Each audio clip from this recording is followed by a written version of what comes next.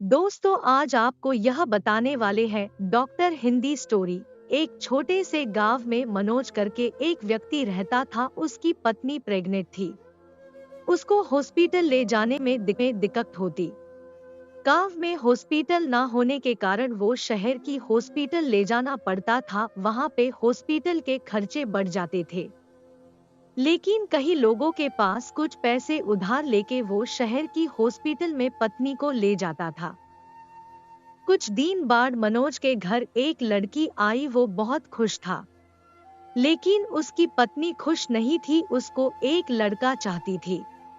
मनोज अपनी पत्नी से पूछता है, क्यों तुम ये सा सोच रही हो? ये तो भगवान ने हमारे घर लक्ष्मी के रूप में लड़की को भेजा है। पत्नी कहती है, लड़का होता तो मेरा सपना पूरा करता।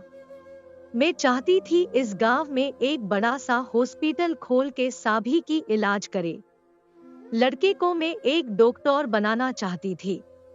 मनोज कहता है, सिर्फ ये बात है, ये तो यह हमारी लड़की भी यह सपना पूरा कर सकती है।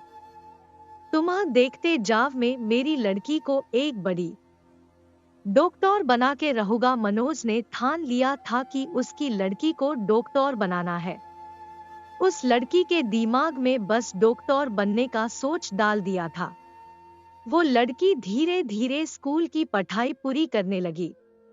जब स्कूल खत्म करने के बाद कॉलेज में डॉक्टर के लिए पढ़ाई की बारी आई, तब मनोज के पास पैसे नहीं थे। लेकिन मनोज ने अपना घर बटा जमीन सब कुछ गिरवी रख दिया और लड़की को शहर में डॉक्टर के लिए पढ़ाई के लिए भेज दिया। मनोज और उसकी पत्नी अब गांव के बाहर रास्ते के किनारे एक नहासा तंबू बंद के रहने लगे। मनोज और उसकी पत्नी दोनों दिन रात काम करने लगे और बेटी की हर जरूरत पूरी करने लगे। देखते ही देखते काफी समय गुजर गया।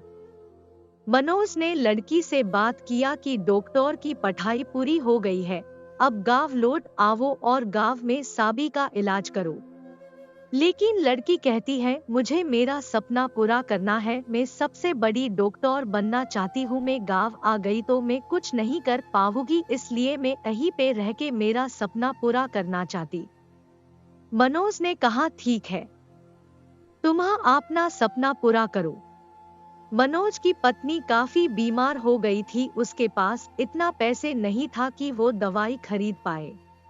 मनोज हॉस्पिटल में इलाज नहीं करवा पाया, इसलिए उसकी पत्नी की मृत्यु हो गई।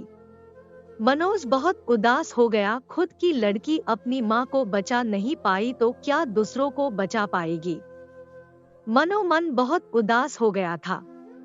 मनोज ने खाना पीना सब कुछ छोड़ दिया था। वो भी धीरे धीरे बीमार होने लगा था। एक दिन उसके पास एक नन्ही सी लड़की का इलाज करने के लिए आते हैं। तब उसकी मां ने कहा, हम भी मेरी लड़की को आप जैसी बड़ी डॉक्टर बनाना चाहते हैं। तब उस लड़की याद आई कि मेरे मां और पिता यही सपना बचपन में देखा करते थे, मेरी लड़की बड़ी होके डॉक्टर बनेगी। तब उस लड़की गांव में जाने के फैसला किया।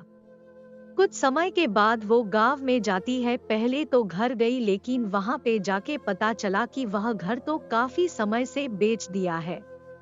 लड़की बहुत टेंशन में आ जाती है। तब उसे बुजुर्ग मिलता है। तब सारी बात बताया, क्या क्या हुआ। उसे पता चला कि उसकी मां बीमारी की वजह से मृत्यु हो गई है।